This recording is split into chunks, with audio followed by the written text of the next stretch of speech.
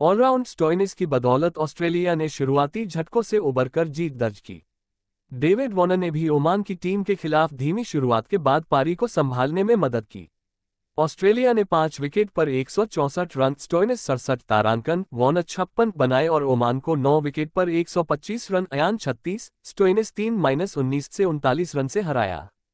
Marcus Stoinis और David Warner ने Australia को टी20 विश्व कप 2024 के अपने पहले मैच में ओमान के खिलाफ अनिश्चित स्थिति से बाहर निकाला और बारबाडोस की मुश्किल पिच पर 39 रन की आसान जीत दर्ज की।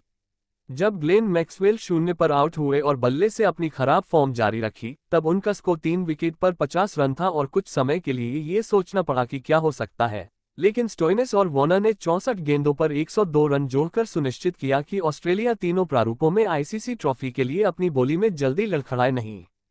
स्टोइनिस को 9 रन पर आउट कर दिया गया और फिर उन्होंने 6 छक्के जड़े, जिससे उन्होंने ओमान के गेंदबाजों के साथ धीमी शुरुआत को पलट दिया और 14 ओवर तक अपने बड़े नाम वाले विरोधियों पर दबाव बनाए रखा। वार्नर के लिए ये कड़ी मेहनत थी, जो पुरुषों के टी20 में ऑस्ट्रेलिया के सबसे ज्यादा रन बनाने वाले खिलाड़ी बन गए, लेकिन उन्होंने अपने अनुभव का इस्तेमाल करके पारी को बर्बाद नहीं होने दिया।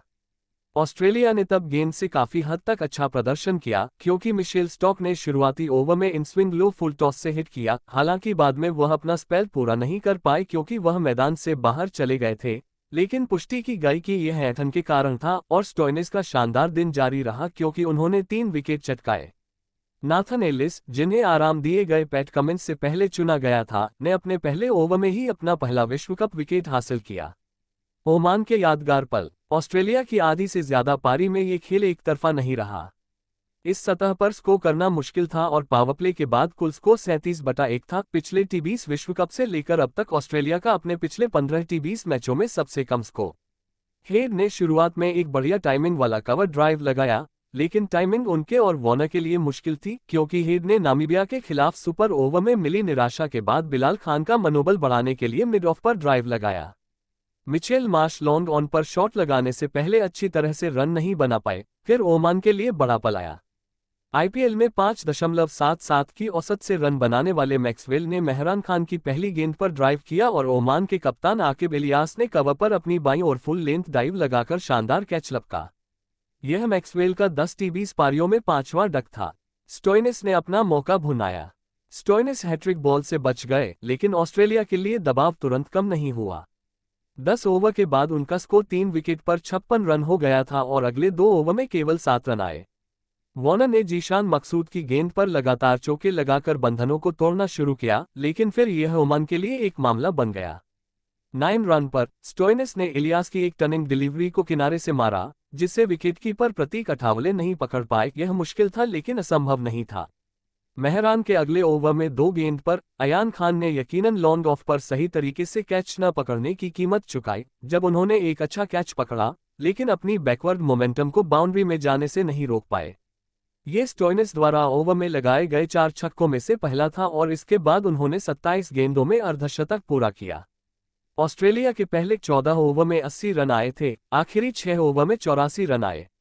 वार्नर का रिकॉर्ड। इस मैच से पहले रिकी पोंटिंग ने वार्नर की जीत की मानसिकता की प्रशंसा की, क्योंकि वह अपने अंतर्राष्ट्रीय करियर को समाप्त कर रहे हैं और कहा कि वह विश्व कप में जिस तरह के खिलाड़ी की जरूरत है, वह वैसा ही है।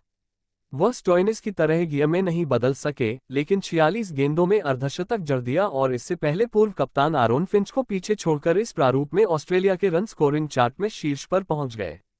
एक ब्रॉडकास्टर के रूप में मैदान पर मौजूद फिंच ने इस पल की सराहना की। आउट होने के बाद उनके लिए एक दुर्भाग्यपूर्ण क्षण था जब वह गलती से ओमान के ड्रेसिंग रूम में चले गए और फिर उन्हें वापस भेज दिया गया। पेशेवर ऑस्ट्रेलिया ने इसे समाप्त किया। 165 रन का लक्ष्य हमेशा ओमान से परे था।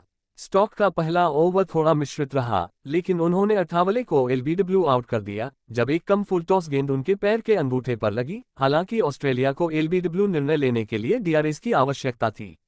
ओमान तब समीक्षा प्रणाली के लिए आभारी थे जब इलियास को स्टॉक की गेंद पर एलबीडब्ल्यू आउट दिया गया, लेकिन जोएल विल्सन का ऑन फील्ड कॉल भी खराब लग रहा था। इलियास ने स्टोइनिस को डीप स्क्वायर लेग पर छक्का लगाया, लेकिन 2 गेंद बाद मैथ्यू वेड के हाथों में गेंद गई। शेन वॉटसन और ड्वेन ब्रावो के बाद स्टोइनिस केवल तीसरे खिलाड़ी बने जिन्होंने पुरुषों के टी20 विश्व कप मैच में अर्धशतक बनाया और 3 विकेट लिए। हालांकि ओमान पूरी तरह से फीका नहीं रहा क्योंकि अयान ने एडम जिम्पा की गेंद पर 2 छक्के लगाकर कुछ मौकों पर चुनौती पेश की, जबकि मेहरान ने सुनिश्चित किया कि वे 100 रन के पार जा सकें और पारी को समाप्त कर सकें।